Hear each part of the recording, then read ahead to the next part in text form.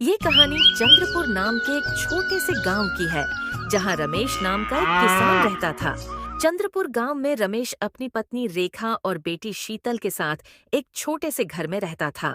रमेश के माता पिता का निधन बहुत पहले हो चुका था। उसके पास गांव में छोटी सी जमीन थी, जिस पर वह दिन रात मेहनत करके अपने परिवार का पालन पोषण करता था। अपने पति की मदद करने के लिए रेखा भी गांव के एक जमींदार के यहाँ साफ सफाई का काम करती थी। दोनों मिलकर अपने परिवार के लिए जी तोड़ मेहनत करते थे। वैसे तो चंद्रपुर में गर्मी का मौसम मार्च खत्म होने के बाद शुरू होता था, पर इस बार की गर्मी मार्च के शुरू होते ही अपने चरम सीमा पर पहुंच गई थी और हर साल गर्मी में चंद्रपुर गांव का तापमान 40 डिग्री तक आम तौर पर पहुंच जाता था।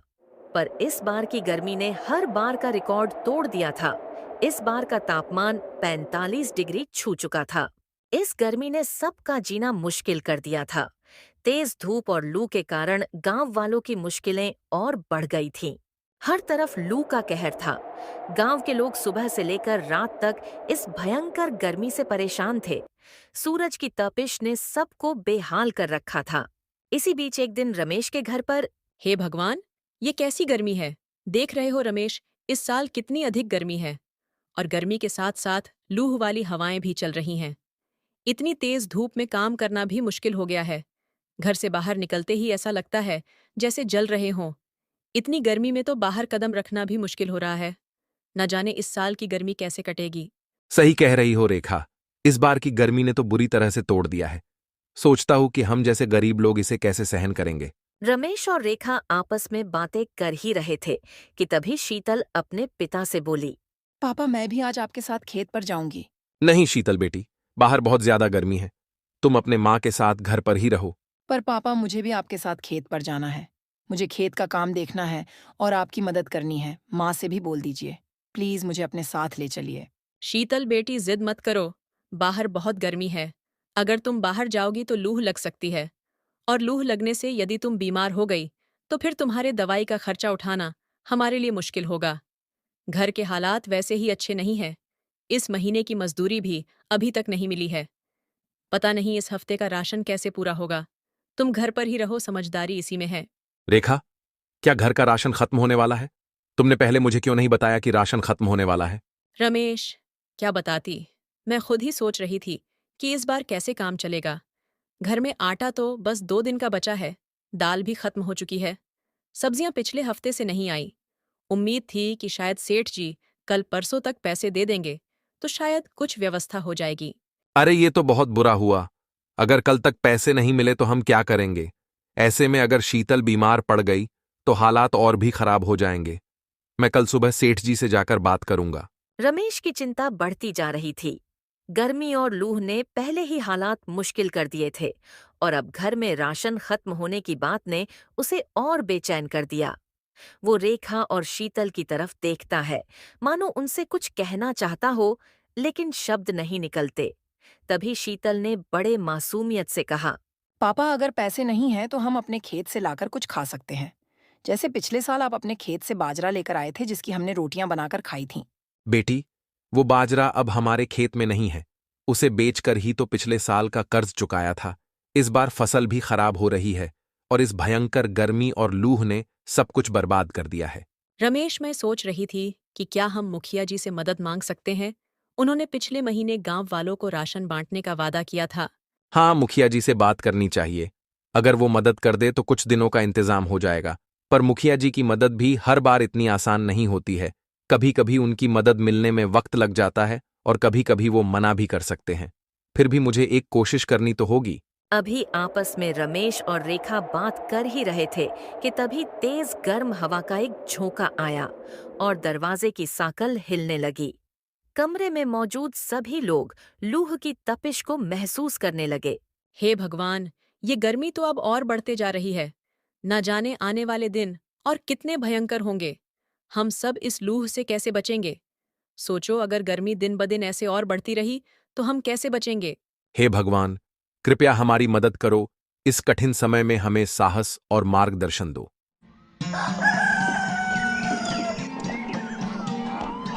अगली सुबह रमेश ने तय किया कि चाहे जो हो वो मुखिया जी से मदद मांगने जाएगा, क्योंकि अब बढ़ते गर्मी और भूख ने उसे चिंतित कर दिया था। उसने रेखा और शीतल को घर पर रहने को कहा और खुद मुखिया की घर की ओर निकल पड़ा। कुछ देर चलते चलते वो मुखिया के घर पहुंच जाता है। मुखिया जी, हमारे हालात बहुत बुरे हैं। घर में राशन पूरी तरह से खत्म हो चुका है। भीषण गर्मी और लूह के चलते कामकाज भी बंद हो गया है। अगर आप थोड़ी मदद कर दें तो आपका ये एहसान मैं जिंदगी भर नहीं भूलूंगा। रमेश, ये मेरी जिम्मेदारी थोड़ी है। हर कोई मदद के लिए मेरे पास ही आ जाता है। तुम लोगों को तो जैसे आदत हो गई है दूसरों पर निर्भर रहने की। नहीं मुखिया जी, मैं मेहनत से कमाने वाला आदमी हूं, भीख नहीं मांगता। लेकिन इस बार हालात ने मजबूर कर दिया है। भीषण गर्मी और लूह ने खेतों की फसल जला दी है और मेरा परिवार भूखा है। कृपया मदद कर दीजिए। चुप रहो। अगर गरीब हो तो अपने गरीबी को स्वीकार कर उसके साथ जीना सीखो। यहां आकर रोने धोने से कुछ हासिल नहीं होगा। मेरे पास फालतू समय नहीं है, इसलिए यहां से चले जाओ। ऐसा मत कीजिए मुखिया जी, मेरी मजबूरी को समझिए। आप हमारे गांव के मुखिया हैं। अगर आप ही हमारे साथ ऐसा व्यवहार करेंगे तो हम किसके पास मदद मांगने जाएंगे। रमेश की ये बात सुनकर मुखिया बहुत भड़क जाता है और अपने घर के नौकरों को आवाज लगाकर कहता है, अरे चेतन विकास, सुनो तो जरा, इसे यहां से बाहर कर दो और आगे से इसे मेरे घर में कदम भी नहीं रखने देना। फिर मुखिया के घर के नौकरों ने रमेश को धक्के मारकर मुखिया के घर से बाहर निकाल दिया। मुखिया के मुंह से खरी खोटी सुनने और धक्के खाने के बाद रमेश भारी मन से अपने घर की ओर चल पड़ा। रमेश जैसे ही अपने घर आया, उसने देखा कि रेखा बिस्तर पर लेटी हुई है और उसकी बेटी शीतल उसके पास बैठी हुई थी। पापा आपके जाने के कुछ देर बाद अचानक माँ चक्कर खाकर गिर गई और उनको बहुत तेज बुखार भी चढ़ गया और तब से वो कुछ बोल नहीं रही है। हे भगवान, ये क्या हो गया। रेखा, कुछ बोलो ना, कुछ तो बोलो। ऐसे चुप मत रहो, तुम्हें कुछ नहीं होगा। रमेश, अब मुझसे सहन नहीं हो रहा। ये भीषण गर्मी और भूख ने मेरी सारी ताकत छीन ली है। मुझे माफ करना, मैं अब तुम्हारा और शीतल का साथ देने में असमर्थ हूँ। रेखा की ऐसी बातें सुनकर रमेश की आंखों से आंसू बहने लगे। उसने रेखा की तरफ देखा और रोते हुए कहा, रेखा, ऐसा मत बोलो, तुम्हें कुछ नहीं होगा। तुम हमें छोड़कर नहीं जा सकती। मैं कुछ भी कर सकता हूं तुम्हें ठीक करने के लिए। भगवान पर भरोसा रखो, सब ठीक हो जाएगा। रमेश, हमारे पास अब कुछ भी नहीं बचा। ये झुलसा देने वाली गर्मी और भूख ने मुझे पूरी तरह से तोड़ दिया है। अब मेरी बस एक ही इच्छा है जो तुम्हें पूरी करनी है। मेरे जाने के बाद शीतल का अच्छे से ख्याल रखना, उसे मेरी कमी कभी महसूस नहीं होने देना। रेखा की ऐसी हालत रमेश से देखी नहीं गई। वो बहुत घबरा गया था, इसलिए वो फौरन अपने घर के बाहर आ गया और बाहर आकर वो अपने पड़ोसियों को आवाज लगाने लगा। लेकिन ऐसी भीषण गर्मी और चिलचिलाती धूप के चलते कोई भी उसकी सहायता के लिए नहीं आया। रमेश, अब मेरी चिंता मत करो। जितना कर सको शीतल के लिए करो। शीतल को कभी मेरी कमी महसूस मत होने देना और उसे कभी भूखा मत सोने देना। इतना कहकर रेखा की सांसें थम गई। वो इस दुनिया को हमेशा के लिए छोड़कर चली गई। रेखा, ऐसा मत कहो। तुम मुझे छोड़कर नहीं जा सकती। हमारे पास तुम्हारे अलावा कुछ नहीं है। तुम्हारे बिना तो ये घर भी सूना हो जाएगा। तुमने हमेशा मेरा साथ दिया, अब तुम मुझे अकेले छोड़कर नहीं जा सकती हो। ये कहकर रमेश फूट फूट कर रोने लगा। उसके आंखों से आंसू रुकने का नाम नहीं ले रहे थे। वो महसूस कर रहा था कि उसकी पूरी दुनिया खत्म हो चुकी है। माँ, तुम उठो ना, देखो मैं कितना रो रही हूँ। प्लीज माँ उठो ना। पापा माँ हमें छोड़कर क्यों चली गई? क्या हमने कोई गलती की है? नहीं बेटी, हमने कोई गलती नहीं की है। ये सब तो नियति का फैसला है। शायद हमने पहले कोई गलती की होगी जिसके बदले अब हमें इसका फल भुगतना पड़ रहा है।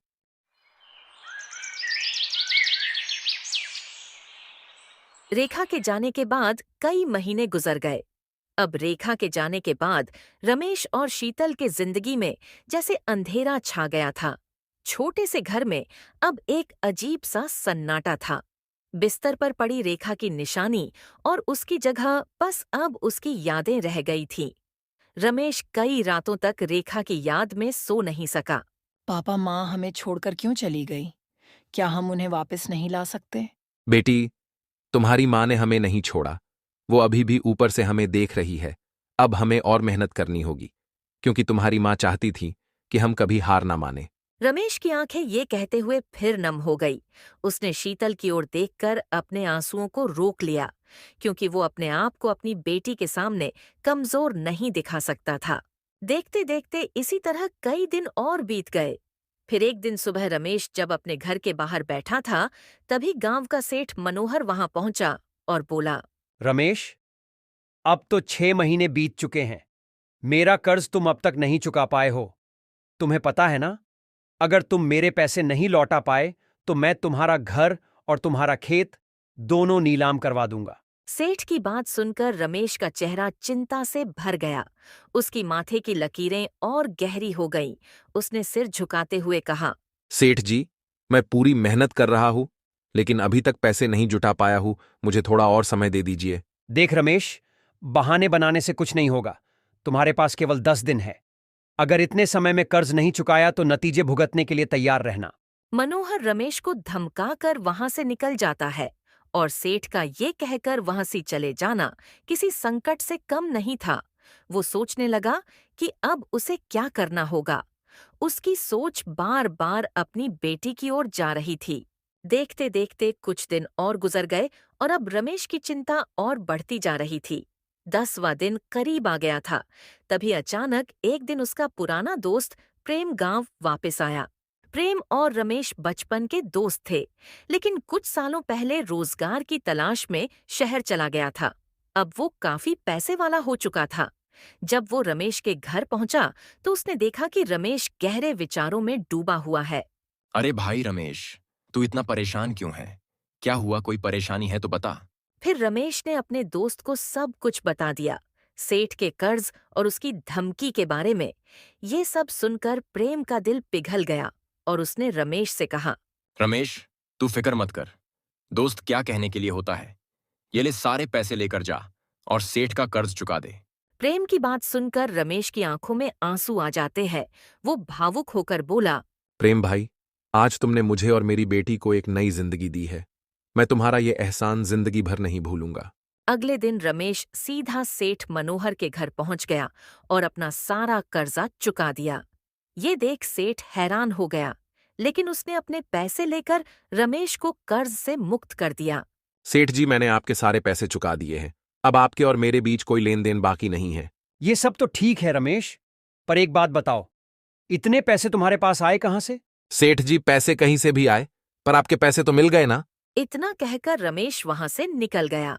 चलते चलते वो कुछ दूर गया ही था, तभी उसे रास्ते में एक बूढ़ी औरत मिली, जो उसे परेशान देखकर बोली, बेटा, तुम्हारी पत्नी के बिना तुम्हारा जीवन अधूरा सा लग रहा है। मुझे पता है कि तुमने उसके लिए बहुत दुख और दर्द सहा है, लेकिन याद रखो, जीवन कभी थमता नहीं, इसीलिए आगे बढ़ते रहना होता है। बूढ़ी अम्मा की बातें सुनकर रमेश भावुक हो गया और उसकी आंखों में आंसू आ गए। फिर उसने भारी मन से कहा, अम्मा, आप सही कह रही हो। मेरी पत्नी के बिना मेरा जीवन सूना हो गया है। मैं अपनी बेटी शीतल के लिए खुद को संभालने की कोशिश कर रहा हूं, लेकिन कई बार ऐसा लगता है कि मैं हार जाऊंगा। क्या आप मुझे कोई तरीका बता सकती हो जिससे मैं अपनी बेटी की ओर अच्छे से देखभाल कर सकूं? रमेश की ऐसी हताश भरी बातें सुनने के बाद बूढ़ी अम्मा ने अपने पास से एक छोटा सा मिट्टी का मटका रमेश को दिया, परंतु वह मटका साधारण नहीं था। बेटा, तुम चिंता मत करो, मैं तुम्हारी मदद करूंगी। ये लो ये पवित्र मटका, इसे लेकर जाओ और अपने घर में भगवान के सामने रखकर सच्चे मन से प्रार्थना करो। भगवान तुम्हारी जरूर सुनेंगे, लेकिन ध्यान रहे, तुम्हें 7 दिनों तक इस मटके के सामने बैठकर अपने पत्नी के लिए प्रार्थना करनी होगी। रमेश ने बूढ़ी अम्मा की बातों को बहुत ध्यान से सुना और फिर बूढ़ी अम्मा से पूछा, अम्मा, क्या सच में इससे मेरी परेशानियां दूर हो जाएंगी? बेटा, विश्वास सबसे बड़ी शक्ति होती है। जब तुम किसी चीज के लिए सच्चे मन से प्रार्थना करते हो तो भगवान भी तुम्हारी मदद करने लगते हैं। अब जाओ और सच्चे मन से अपनी पत्नी के लिए प्रार्थना करो। फिर क्या था, रमेश ने अम्मा का धन्यवाद करके वो मटका लेकर अपने घर की ओर चल पड़ा। जैसे ही वो घर पहुंचा, शीतल दौड़कर उसके पास आई और कहा, पापा, आप कहाँ चले गए थे? मैं बहुत डर गई थी। अपनी बेटी को इतना परेशान देखकर रमेश अपनी बेटी से कहता है, बेटी, मैं कहीं नहीं गया था और तुम फिक्र मत करो, अब सब सही हो जाएगा। बस हमें भगवान पर भरोसा रखना होगा। रमेश ने बूढ़ी अम्मा से मिले मटके को अपने घर के मंदिर के पास रखा और गहरी सी सांस ली। उसके भीतर एक अजीब सी बेचैनी थी। रमेश ने पहले दिन मटके के सामने बैठकर पूरे मन से प्रार्थना की। हे भगवान, मेरी पत्नी चली गई। मैं मेरी बेटी के लिए जीना चाहता हूँ, लेकिन हालात मुझे हर दिन तोड़ रहे हैं। अगर ये मटका सच में कोई चमत्कार कर सकता है तो मेरी मदद करो। शीतल ने भी अपने पिता के साथ प्रार्थना की। शीतल अपने माँ को बहुत याद कर रही थी। रात को जब वो सोने गई तो उसके आंखों में आंसू थे। रमेश ने उसका मन हल्का करने के लिए कहा, बेटी, हमें हिम्मत नहीं हारनी चाहिए। तुम्हारी माँ भी यही चाहती थी। दिन ब दिन गांव में हालात और बिगड़ने लगे। गर्मी बढ़ती जा रही थी। अब तो घरों के बाहर निकलना यानी अपने प्राणों को त्यागने का काम करना। रमेश को घर में वो मटका लाए अब 4 दिन बीत चुके थे, परंतु अब तक उसका कोई जादू रमेश को नहीं दिखा था। रमेश का मन विचलित हो रहा था। उसे अब समझ में नहीं आ रहा था कि भगवान उसकी परीक्षा ले रहे हैं या फिर ये मटका सिर्फ एक छलावा था। लेकिन फिर भी उसने प्रार्थना जारी रखी। अचानक चौथी रात एक अजीब घटना घटी। रात के समय जब शीतल और रमेश सो रहे थे, तभी अचानक तेज हवा चलने लगी। तेज हवा के कारण रमेश की नींद खुल गई। उसने देखा कि मटका हल्का सा चमक रहा था। ये देखकर उसके रोंगटे खड़े हो गए। ये चमत्कार देखकर वो मन ही मन सोचने लगा, ये क्या हो रहा है? ये मटका इतना चमक क्यों रहा है? रमेश ये सोच ही रहा था, तभी उसको अपनी पत्नी रेखा की आवाज आई। रमेश, हिम्मत मत हारो। ये मटका तुम्हारी परीक्षा ले रहा है। जो भी तुम्हें मिलेगा वो केवल तुम्हारे मेहनत और परिश्रम के बलबूते पर ही मिलेगा। अचानक से अपने पत्नी की आवाज सुनकर रमेश और चौंक जाता है। वो खड़ा होकर इधर उधर देखने लगा, लेकिन उसके अगल बगल में उसकी बेटी शीतल के अलावा कोई नहीं था।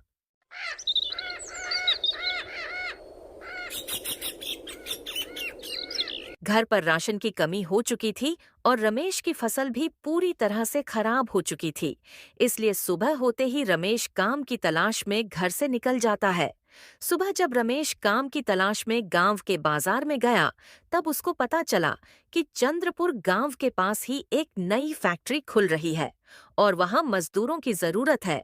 ये बात सुनकर रमेश सोचने लगा, अगर मुझे उस फैक्ट्री में काम मिल जाए तो शायद मेरी सारी मुश्किलें खत्म हो जाएं। रमेश ये बात सुनकर बहुत खुश हो जाता है और अपने घर की ओर चल पड़ता है। अभी रमेश अपने घर के बाहर पहुंचा ही था, तभी गांव में रहने वाले सुधांशु चाचा उसके घर के बाहर मिल जाते हैं। अरे रमेश बेटा, कहाँ से आ रहे हो? कहीं नहीं चाचा, बस बाजार गया था काम की तलाश में। पर बाजार गया तो सुना कि गांव के बाहर कोई फैक्ट्री खुलने वाली है, तो बस वहीं निकलने की तैयारी करने जा रहा हूं। अगर वहां काम मिल जाए तो मुझे घूम घूम कर काम करने की जरूरत नहीं पड़ेगी। क्या बात है बेटा, मैं भी तुम्हारे पास इसी सिलसिले में बात करने आया हूँ। मैं भी उसी फैक्ट्री में काम कर रहा हूँ और वहां के सेठ जी ने मुझे मेहनती और भरोसेमंद लोग लाने को कहा है। तो क्या कहते हो, कल चलोगे मेरे साथ सेठ जी से मिलने? चाचा नेकी और पूछ पूछ, मैं अभी सामान बांध लेता हूँ और कल आपके साथ चलने की तैयारी करता हूँ। फिर क्या था, अगली सुबह रमेश चाचा के साथ फैक्ट्री के लिए निकल जाता है। रास्ते में चलते चलते रमेश सिर्फ वो नौकरी पाने की इच्छा कर रहा होता है। कुछ देर बाद दोनों फैक्ट्री पहुंचकर सेठ के सामने खड़े हो जाते हैं। फैक्ट्री का सेठ रमेश को फैक्ट्री में काम करने की सारी जानकारी उसे बता देता है और रमेश को फैक्ट्री में काम करने के लिए रख लेता है और उसे अगले दिन से फैक्ट्री आने कहता है। काम मिलने की बात सुनकर रमेश बहुत खुश होता है और खुशी खुशी अपने घर के लिए निकल जाता है। काम मिलने की खुशी में रमेश अपनी बेटी शीतल के लिए आज बाजार से अच्छी अच्छी खाने की चीज लेकर घर आता है। पिता को इतना खुश देखकर शीतल भी बहुत खुश होती है और अपने पिता से इस खुशी का कारण पूछती है। क्या हुआ पिताजी, आज आप बहुत दिनों बाद इतने खुश लग रहे हो? हाँ बेटी, आज मैं बहुत खुश हूँ। आज के बाद हमारी सारी तकलीफें खत्म हो जाएंगी, क्योंकि मुझे गांव के बाहर नई वाली फैक्ट्री में नौकरी मिल गई है। अभी रमेश अपने बेटी से बात कर ही रहा था, तभी वो मटका फिर से चमकता है और उसमें से रेखा की आवाज आती है।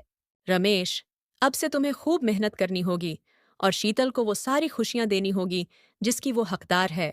अचानक रेखा की आवाज सुनकर शीतल और रमेश दोनों चौंक जाते हैं। तभी रमेश को याद आता है कि आज ठीक 7 दिन बीत चुके हैं इस मटके को घर लाकर। रमेश भी समझ जाता है कि उसकी पत्नी उस मटके से उसका हौसला बढ़ा रही थी और अब से वो बहुत मेहनत करेगा और अपनी बेटी शीतल को एक अच्छी जिंदगी देगा। दोस्तों, इस तरह रमेश की मेहनत और विश्वास ने उसे उसकी परेशानियों से निकाल दिया। गर्मी की मुश्किलों से जूझते हुए भी उसने हार नहीं मानी और आखिरकार उसे एक नई उम्मीद मिल गई।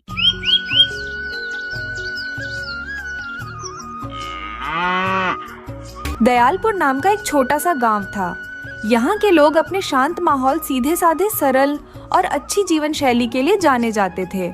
लेकिन बीते कुछ समय में इस क्षेत्र में मौसम का मिजाज तेजी से बदलने लगा था। गर्मी बहुत ही प्रचंड और असहनीय होती जा रही थी और किसानों की सारी फसल सूखने लगी थी। सभी लोग चलती लू और गर्मी से बेहाल थे। फिर भी गांव के लोग एक दूसरे की मदद करते हुए जीवन चलाने की कोशिश कर रहे थे। उस गांव से कुछ दूर पहाड़ी क्षेत्र में एक बहुत ही प्राचीन गुफा थी। उस गुफा के अंदर एक वृद्ध साधु रहा करते थे। उनके बारे में मान्यताएं थीं कि वे अपने ज्ञान इंद्रियों पर नियंत्रण रखने वाले एक बड़े ही दयालु और महान साधु थे। कुछ लोगों ने उन्हें साधु समझा और कुछ लोग उन्हें फकीर मानते थे, लेकिन असल में वह एक महान तपस्वी थे। उनका नाम देवाचार्य था, जो उस गुफा में बरसों से तपस्या कर रहे थे।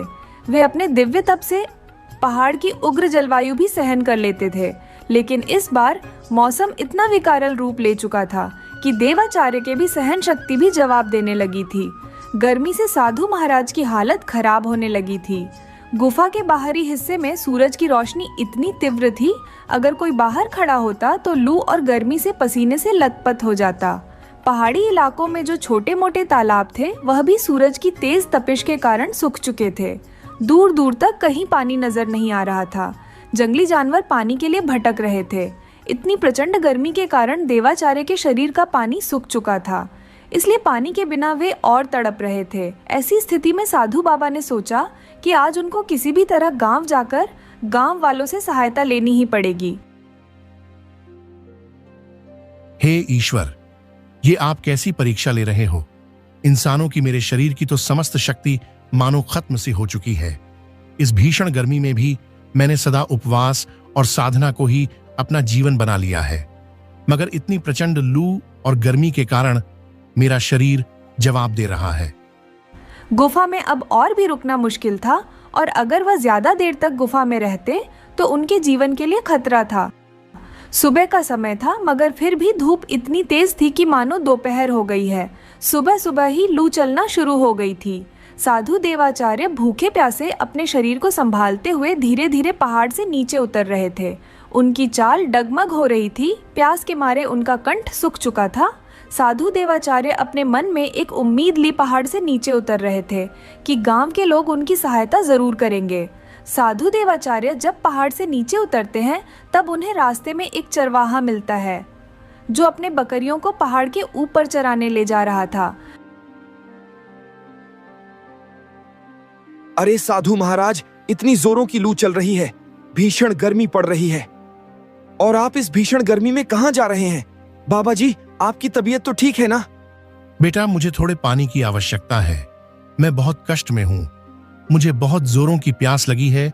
मेरा गला पानी के बिना एकदम सूख चुका है। क्या तुम्हारे पास थोड़ा पानी है? बाबा जी की बातों को सुनकर चरवाहा असमंजस में पड़ जाता है, क्योंकि चरवाहे के पास भी ज्यादा पानी नहीं था। उसके पास भी थोड़ा पानी ही था, जो दिन भर बकरियां चराने के दौरान उतने ही पानी में मुश्किल से गुजारा कर पाता था। बाबा, मेरे पास ज्यादा पानी तो नहीं है। इतना पानी तो मेरे लिए ही कम पड़ता है। इतने पानी में मैं दिन भर मुश्किल से चला पाता हूँ। मगर बाबा जी, आप बहुत ही ज्यादा प्यासे लग रहे हो, इसलिए लीजिए, आप थोड़ा पानी पी लीजिए। थोड़ी देर सोचने के बाद चरवाहा थोड़ा पानी साधु को दे देता है। बाबा, आप जल्दी से गांव चले जाइए। बहुत जोरों की लू चल रही है और गर्मी पड़ रही है। और जब आप गांव पहुंचे तो और लोगों से भी मदद मांग लीजिएगा। पानी पीकर साधु को थोड़ी राहत मिलती है। उन्हें इस चरवाहे में उम्मीद की थोड़ी किरण दिखती है। साधु चरवाहे को आशीर्वाद देते हैं और गांव की ओर आगे बढ़ जाते हैं। चलते चलते साधु गांव के पास पहुंच जाते हैं। पहुंचकर साधु देखते हैं कि गांव के बाहर एक ही कुआं था जो अब लगभग सूखने की कगार पर था। गांव के लोग अपनी जरूरत के हिसाब से कुएं का पानी निकालकर अपने अपने काम के लिए उपयोग में लाते थे। साधु देवाचार्य सबसे पहले जब गांव में पहुंचे तो तेज धूप और लू ने उन्हें इतना तपन दिया, उनके पूरे शरीर पर चमकती पसीने की बूंदें झलक आई। जब वह गांव की गलियों से गुजर रहे थे तो उन्होंने देखा कि गांव में अधिकतर मकान मिट्टी के बने हुए थे। कुछ ग्रामीण के मवेशी पानी के बिना और तपती धूप से बेचैन होकर तड़फड़ा रहे थे।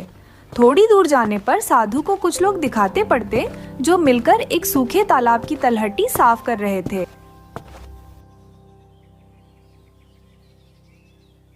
अरे हरि भाई, इस बार तो इतनी प्रचंड गर्मी पड़ रही है।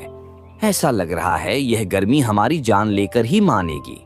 इतनी गर्मी, ऊपर से ये गर्म लू हमारे शरीर को जला दे रही है। भला इतनी गर्मी में हम काम कैसे कर पाएंगे? थोड़ा काम करते ही हमारे प्यास के मारे हलक सूखने लग रहे हैं। हाँ, तुम सही ही कह रहे हो, मगर हम कर भी क्या सकते हैं? गांव में इस गर्मी के कारण सभी लोग परेशान हैं और गांव के छोटे मोटे जलाशय भी सूख चुके हैं। अब लेदे के कुआं का पानी ही बचा है और वह भी अब सूखने की कगार पर है। अगर कुएं का पानी भी सूख गया तो हमारे गांव में पानी का और कोई स्रोत भी नहीं है। तो ऐसे में हम तो पानी के बिना तड़प तड़प कर मर जाएंगे। सुनो बेटा, क्या तुम मेरी थोड़ी मदद कर सकते हो? मैं बहुत प्यासा हूं, मुझे पानी की बहुत जरूरत है। प्यास के मारे मेरा गला सूख रहा है और अगर कुछ छाया या विश्राम का स्थान मिल जाए तो मैं आपका हमेशा आभारी रहूंगा। ग्रामीणों ने उन्हें देखा और उन्हें देखकर उनकी बातों को नजरअंदाज कर दिया। साधु की बातों पर ग्रामीणों ने कोई उत्सुकता नहीं दिखाई। उन्हें लगा कि ये कोई भिखारी होगा जो भीख मांगने आया है। बाबा, आप हमसे पानी मांग रहे हो, मगर अभी तो हमारे पास पीने के लिए ही पानी नहीं है। हम तो खुद यहाँ सूखे तालाब की सफाई कर रहे हैं ताकि बरसात आए तो पानी एक जगह जमा हो सके। आपको क्या लगता है कि हमारे पास पानी का कोई भंडार है जिसे हम लुटाते फिरे? बेटा, मैं समझ सकता हूं, पर मेरी दशा बहुत ही दयनीय है। मुझ पर थोड़ी दया करो, मुझे थोड़ा पानी पिला दो। मैं पहाड़ के ऊपर पुरानी गुफा में रहता था। तेज धूप और तपिश के कारण पहाड़ से नीचे आया हूं। अधिक गर्मी के कारण मेरा शरीर साथ नहीं दे रहा। सिर्फ थोड़ा पानी और विश्राम का स्थान दे दो। साधु महाराज के इतना आग्रह करने पर भी ग्रामीणों ने उनकी बातों को अनसुना कर उन्हें थोड़ा सा भी पानी नहीं दिया। जब उनकी बातों को कोई नहीं सुनता तो साधु महाराज आगे बढ़ जाते हैं। गर्मी से बेहाल और मजबूर साधु महाराज गांव की चौपाल की ओर जाते हैं, जहां गांव के लोग इकट्ठा होकर बैठे हुए थे। चौपाल के बीच में एक बड़ा और पुराना पेड़ था जिसकी छाया ग्रामीणों को थोड़ी राहत देती थी। साधु महाराज छाया देखकर चौपाल की तरफ जाते हैं, मगर वहां पहले से ही कुछ लोग बैठे हुए थे जो गर्मी की लहलहाती धूप से बचने की कोशिश कर रहे थे। बच्चों, मुझे थोड़ी देर तक इस छाया में बैठने दीजिए और हो सके तो एक लोटा पानी भी दे दीजिए। मुझे बहुत जोरों की प्यास लगी है। मेरा गला सूख रहा है। प्यास के कारण मेरा शरीर कमजोर पड़ चुका है। अरे ओ बाबा जी, पानी की लत सबको है और फिर भी अगर आपको बैठना है तो यहाँ किसी कोने में बैठ जाओ और हम आपको पानी कहाँ से दें? आप तो खुद ही एक महान साधु हैं, तो आपके पानी की क्या जरूरत है? आप जाकर तपस्या कीजिए। भगवान ने इतनी शक्ति दी है तो आपको पानी पीने की जरूरत है। पानी की जरूरत तो हमें है, हम एक आम इंसान हैं और आप तो एक महान तपस्वी हो, तो आपको भूख प्यास नहीं लगती होगी, तो आप पानी पीकर क्या करोगे? साधु महाराज उनकी बातों से शर्मिंदा होकर धीरे से एक कोने में बैठ जाते हैं। वे बहुत ही ज्यादा थकान महसूस कर रहे थे। उनके मन में एक उम्मीद थी कि कोई भी गांव वाला उन्हें पहचान लेगा या फिर उनकी मदद करेगा, मगर गांव वालों के बीच एक अजीब तरह का अविश्वास लग रहा था। उन्हें लग रहा था कि यह एक ढोंगी साधु है और यह हमसे कुछ मांगने आया है जिसे वे पूरा नहीं कर पाएंगे। कुछ देर बाद वहां पर गांव का मुखिया आता है। वह एक हट्टा कट्टा ऊंचे कद का व्यक्ति था। चेहरे पर रोबिला भाव और आंखों में कड़ापन। उसका नाम बलवंत सिंह था। साधु महाराज, मैंने सुना है कि आप पहाड़ के ऊपर वाली गुफा में रहते हैं। आपने इस गांव को अपना आश्रम समझ लिया है क्या, जो सभी लोग आपकी सेवा में लगे रहेंगे। यह गांव कोई आश्रम नहीं है जहां निःशुल्क आपका भरण पोषण होगा। इस गांव का हर व्यक्ति मेहनत करके अपनी जीविका चला रहा है। वैसे ही आपको भी मेहनत करके अपना पेट भरना होगा। इस भिखारी को उठाकर छाया में कर दो, नहीं तो यह कहीं मर गया तो हमारे लिए ही झंझट खड़ी हो जाएगी। साधु महाराज बहुत ही लाचार महसूस करते हुए मुखिया की तरफ देख रहे थे। वे कमजोर आवाज में मुखिया से कहते हैं, बेटा, मैंने अपने जीवन में सारी उम्र तपस्या ही की है, कभी किसी से कुछ मांगा नहीं, पर आज मेरी तन की कमजोरी मुझे कमजोर कर रही है। बेटा, क्या तुम लोगों के मन में करुणा नाम की कोई चीज नहीं बची? साधु की बात पर कुछ लोगों में हलचल तो हुई, मगर मुखिया के क्रूर स्वभाव को देखते हुए किसी ने भी कुछ कहने की हिम्मत नहीं की। बहुत समय पहले गांव की स्थिति ऐसी नहीं थी।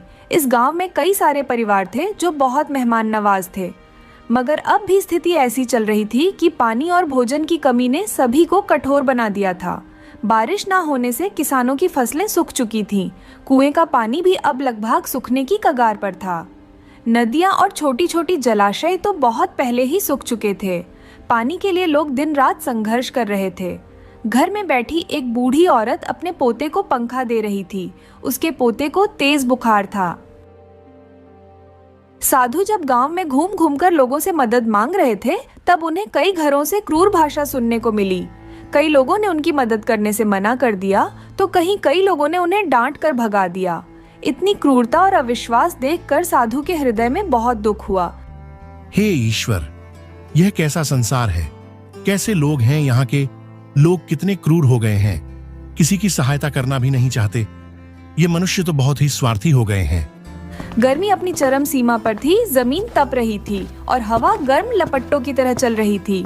बेहाल गर्मी और लू से गांव के पशु पक्षी भी तड़प रहे थे। साधु के पैरों में छाले पड़ चुके थे। साधु बाबा गांव के बाहर एक पेड़ की तरफ चल देते हैं। साधु ने सोचा, गांव के बाहर पेड़ के नीचे कम से कम छाया तो मिलेगी। पेड़ की छाया में जाते हुए उन्हें एक लड़का दिखता है जो सूखी लकड़ियों को अपने सर पर रखे हुए था। वह लड़का इतनी भीषण गर्मी में भी जंगल से लकड़ियां लेकर आ रहा था। लड़के को देख साधु उसे कहते हैं, बेटा, क्या तुम मुझे एक लोटा पानी दे सकते हो? मुझे बहुत जोरों की प्यास लगी है। प्यास के कारण मेरा शरीर कामजोर पड़ चुका है। लड़के के चेहरे पर दया का भाव था, पर उसने भी असमर्थता जताते हुए कहा, बाबा जी, मैं आपको जरूर पानी देता, लेकिन हमारे घर में भी ज्यादा पानी नहीं है। हम लोग रोज कुएं पर पानी भरने जाते हैं और लंबी कतार में खड़े रहते हैं। हमें पानी के लिए बहुत संघर्ष करना पड़ता है, तब जाकर हमें एक घड़ा पानी मिल पाता है। माफ कीजिएगा बाबा, अगर मैं आपको पानी दे दूंगा तो मुझे डर लग रहा है, कहीं घर के लोग मुझे डांटने ना लगे। इतना कहकर वह लड़का वहां से चला जाता है। साधु को समझ आ गया कि इस समय गांव के लोग अपने अपने संकट से घिरे हुए हैं और उनका हृदय भी सूख गया है, ठीक उसी तरह जिस तरह खेतों और तालाबों का पानी सूख गया है। फिर भी साधु ने गांव के बाहर एक पेड़ की छाया में बैठक आखिरी बार प्रार्थना की। हे प्रभु, अगर कोई कष्ट में हो तो हर इंसान के मन में दया का अंकुर फूटना चाहिए, लेकिन इन लोगों के मन में तो कहीं इंसानियत दिखाई ही नहीं दे रही है। ऐसा क्यों हो रहा है प्रभु?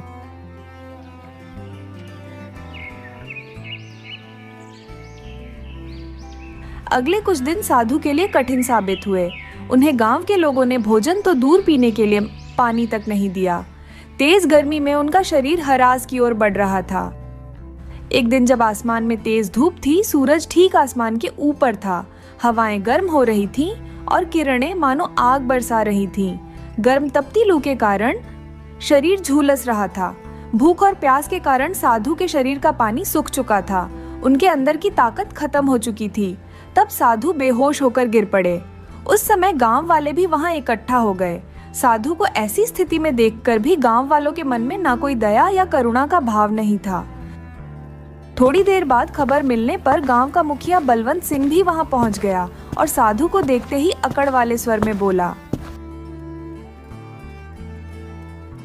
इस भिखारी को उठाकर छाया में कर दो, नहीं तो यह कहीं मर गया तो हमारे लिए ही झंझट खड़ी हो जाएगी।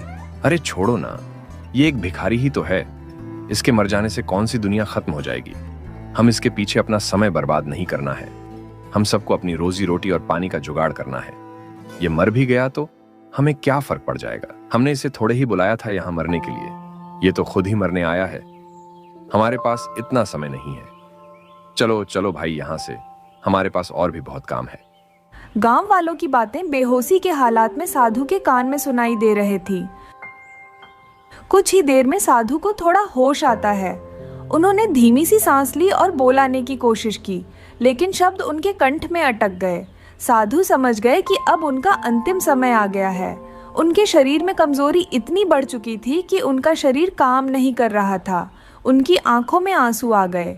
वह मन ही मन भगवान को याद करते हुए बोले, हे ईश्वर, मैं अपने अंतिम समय में अपनी तरफ से इन लोगों को क्षमा देना चाहता हूं, मगर इनका हृदय इतना कठोर हो चुका है कि मैं चाहकर भी इन्हें क्षमा नहीं कर पा रहा। मेरा अंतिम समय आ गया है और मेरे प्राण निकल रहे हैं। इसीलिए मैं इन्हें श्राप देता हूं कि इस गांव में दिन में बहुत ही भयानक गर्मी पड़ेगी। लोग गर्म लू और तपती धूप से आग में झुलसेंगे और रात में इतनी भीषण ठंड होगी, लोगों की हड्डियां कांप जाएंगी। ये नहीं, ये बिगड़ा हुआ मौसम इनके जीवन में भय और बीमारी लाएगा। जब तक ये लोग मानवता का पाठ नहीं सीखेंगे, तब तक इनके जीवन में कष्ट यूं ही बने रहेंगे। इतना कहकर साधु ने अपना प्राण त्याग दिया। यह देखकर गांव वाले हके बके रह गए। कुछ लोगों को इस श्राप पर हंसी आई और कुछ ने इसे ढोंग समझा। अरे भाई, क्या तुम लोग ढोंगी साधु की बातों में आ रहे हो? यह एक ढोंगी है और इसका कोई श्राप नहीं लगेगा। सब ढोंग ढकोसला है। चलो चलो, यहां से अपना समय यहां बर्बाद मत करो। भिखारी था, मर गया।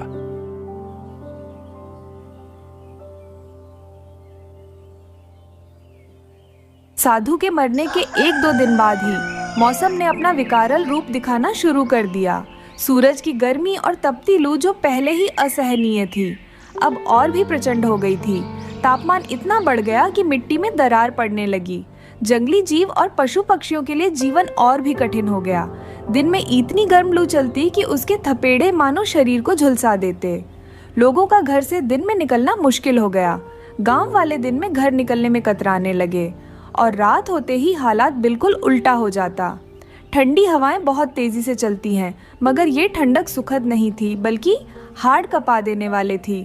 लोगों को समझ में नहीं आ रहा था कि इतने प्रचंड गर्मी के बाद इतनी भयंकर ठंड कैसे हो सकती है।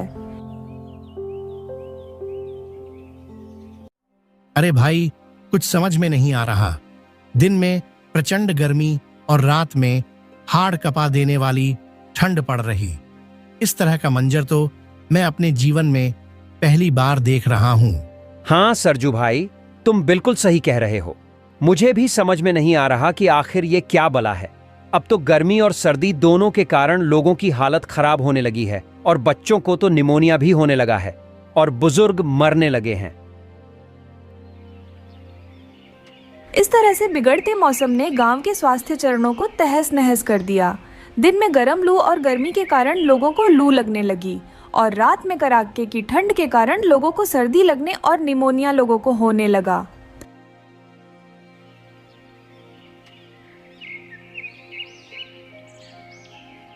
गांव का मुखिया बलवंत सिंह ने भी ये बदलाव महसूस किया।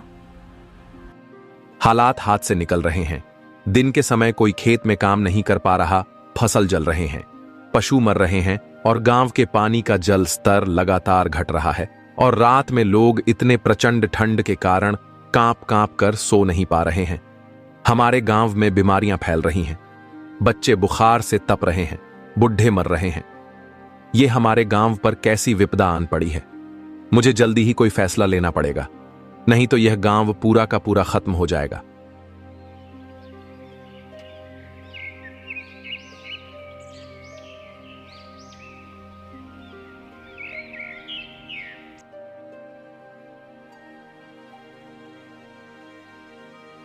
हमारे गांव की यह स्थिति अब बर्दाश्त से बाहर हो रही है।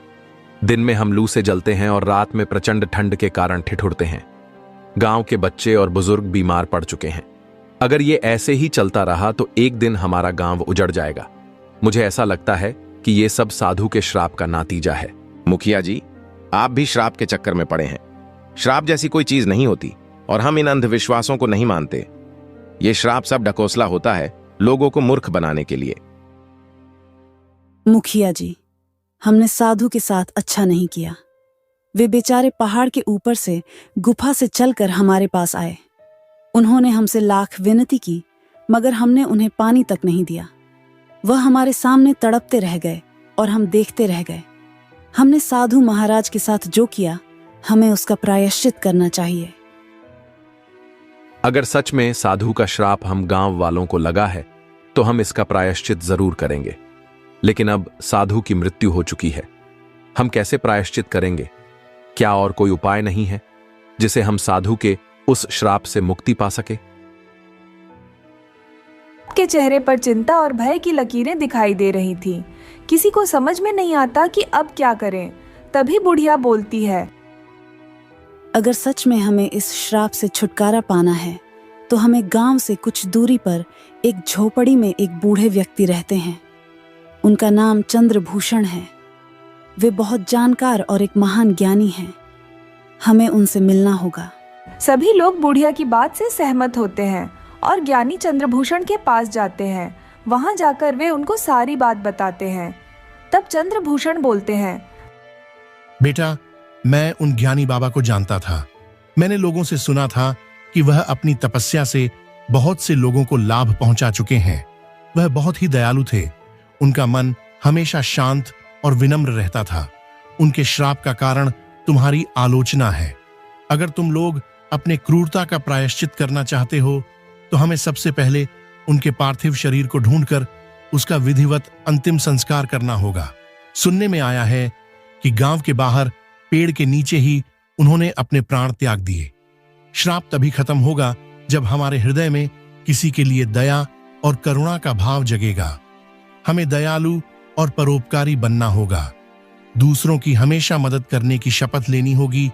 तभी साधु महाराज की अशांत आत्मा को शांति मिलेगी। ऐसा करने पर हो सकता है कि परमात्मा हमारी सहायता करे।